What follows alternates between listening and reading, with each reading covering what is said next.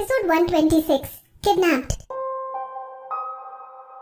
विधि और दादी एक साथ कमरे में कुछ देर के लिए आराम करने चले गए और थोड़ी देर बाद ताई जी ने डिनर तैयार कर लिया और सबको खाने के लिए डिनर टेबल पर बुला लिया। डाइनिंग टेबल पर विधि ने अपने पूरे गांव के टूर के बारे में बताया।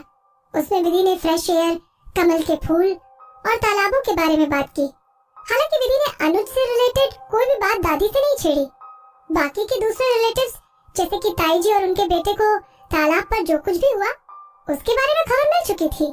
जैसे ही ताई जी किचन में खाना बनाने गई तभी वहाँ खिड़की पर कुछ गांव के लोग आ गए और उन्होंने ताई जी से इनडायरेक्टली सवाल पूछना शुरू कर दिया।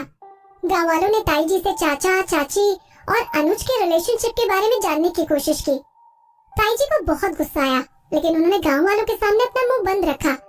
वो अपने दिल में चाचा की फैमिली को गांव वालों के सामने शर्मा फैमिली को शर्मिंदा करने के लिए गालियां दे रही थी। हालांकि उन्हें जरा भी अंदाजा नहीं हुआ कि इन सब चीजों से विदुषी का भी लेना देना है, क्योंकि विधि और मिस्टर रावत के साथ दिलीप और सुशीला ने भी किसी बारे में बात करना सही नहीं समझा। दिलीप जानता था कि अगर दादी और बाकी सबके सामने सच आएगा तो उसको और ज्यादा शर्मिंदा होना पड़ेगा, इसलिए उसने अपना मुंह बंद रखा। छोटे वाले चाचा की फैमिली और उनका दोस्त कहाँ चला गया है? दादी ने खाना खाते हुए पूछा। किसी के जवाब देने से पहले ताई जी ने अपने मन में झूठी सिचुएशन बना ली और दादी को समझाते हुए बोली, मम्मी आपको तो पता ही है उनकी फैमिली अपने बिजनेस के चक्कर में कितनी बिजी रहती है। उनको आज दोपहर में किसी क्लाइंट का फोन आया था, इसीलिए वो जल्दी से वापस शहर चले गए। दादी ने अपना सर हिलाया। ये लड़का तो बस अपने बिजनेस की ही फिक्र करता है, लेकिन उसे अभी तक अपनी फैमिली का ख्याल रखना नहीं आया। इसको इतनी जल्दी जाने की क्या पड़ी थी? क्लाइंट तो बहुत वेट भी कर सकते हैं।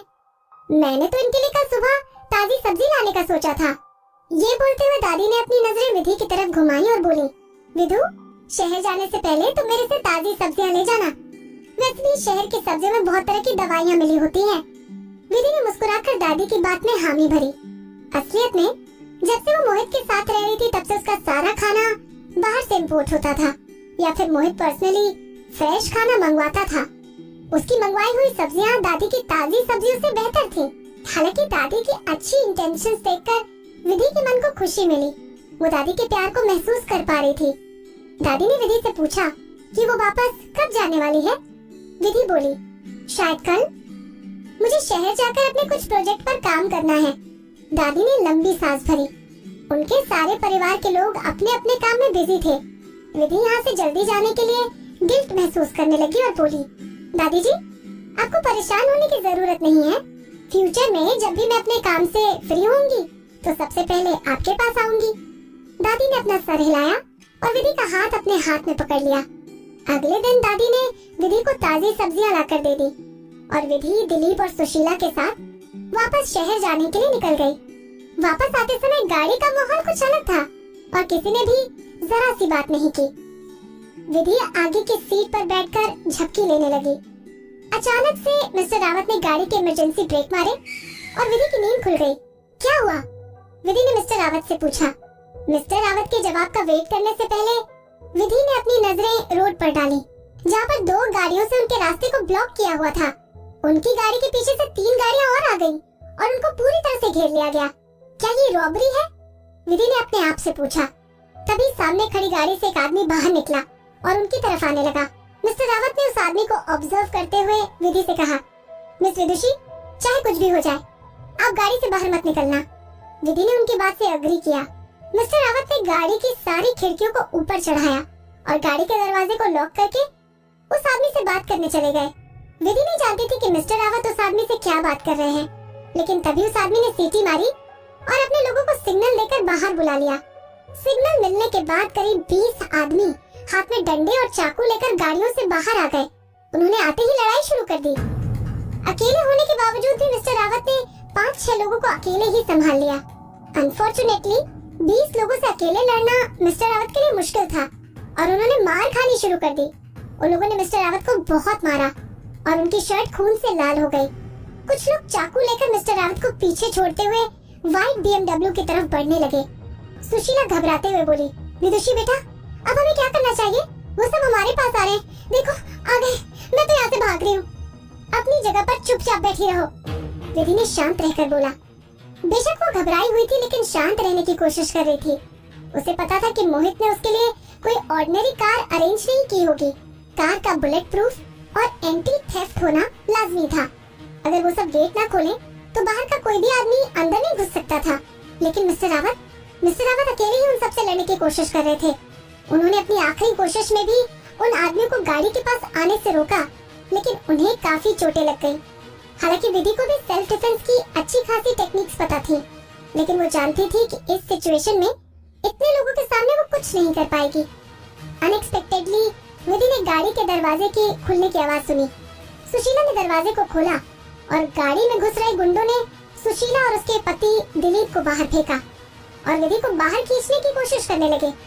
विधि ने खुद को बचाने के लिए काफी समय लिया और बाहर निकलते हुए उसने अपने फोन को जमीन पर गिरा दिया। मेरा हाथ छोड़ो, वो चिल्लाई। उसको इग्नोर करते हुए गुंडों ने उसके हाथों को आपस में पीछे से बांध दिया। विधि का हिलना मुश्किल हो गया। दूसरी तरफ मिस्टर रावत, जिनका बहुत खून बह चुका था, गुंडों ने उनके हाथ पैर बांध दिए। तुम सब कौन हो? विधि ने डर को अपने दिल में दबा लिया और गुस्से से भरी आवाज में चिल्लाकर बोली। उन सब गुंडों में से एक गुंडा हंसने लगा।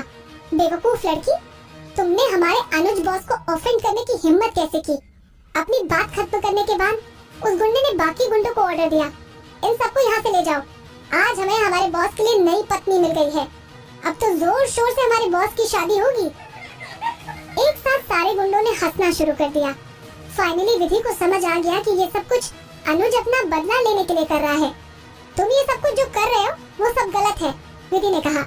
मैं किसी भी कीमत पर तुम्हारे बॉस से शादी नहीं करूंगी। ये सब चीजें हमारे बॉस डिसाइड करेंगे, ना कि तुम। दूसरे गुंडे ने विधि की बात को काटते हुए कहा, बॉस के साथ शादी हो जाने के बाद तुम उनकी दीवानी हो जाओगी और उसके बाद अगर हम तुम्हें कहीं और भेजने की भी कोशिश करेंगे तो तुम नहीं जाओगी। एग्जैक्टली। वैसे भी तुम्हारे पेरेंट्स ने इस शादी को पक्का किया है। अब तुम्हें हमारे बॉस से शादी करने से कोई नहीं रोक सकता। विधि ने दूर खड़े गुंडों के बीच बिना बंधे हुए दिलीप को देखा। विधि को तभी समझ में आ गया कि सुशीला ने इतनी जल्दी गेट कैसे खोल दिया। शुरुआत में विधि को लग रहा था कि सुशीला ने घबरा कर गेट खोल दिया है, लेकिन विधि को अब असली बात समझ आ गई थी। विधि को समय एक बात समझ में आई, चाहे किसी को कितना भी समझा लो, लेकिन एक धोखेबाज हमेशा धोखा ही देगा। विधि के तन बदन में आग लग गई। वो सुशीला और दिलीप को देखकर हंसने लगी। तुम दोनों ने बहुत अच्छा किया। दिलीप शर्मा, सुशीला शर्मा, आज से मेरा और तुम्हारा कोई रिश्ता नहीं। ए लड़की, ये तुम डिसाइड नहीं करोगी कि हम तुम्हारे पेरेंट्स हैं या नहीं। सुशीला अपने बालों को संवारने लगी और विधि के पास चलकर आ गई।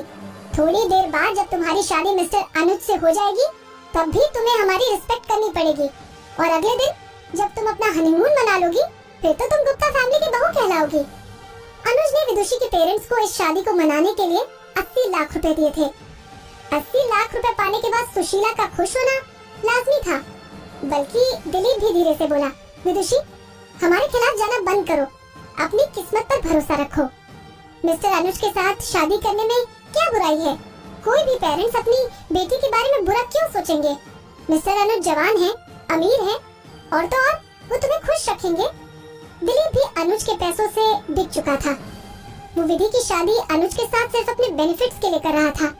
विधि को पता था कि दिलीप से कुछ भी बोलकर अब फायदा नहीं होगा, इसलिए वो चुप्पी लगा गई।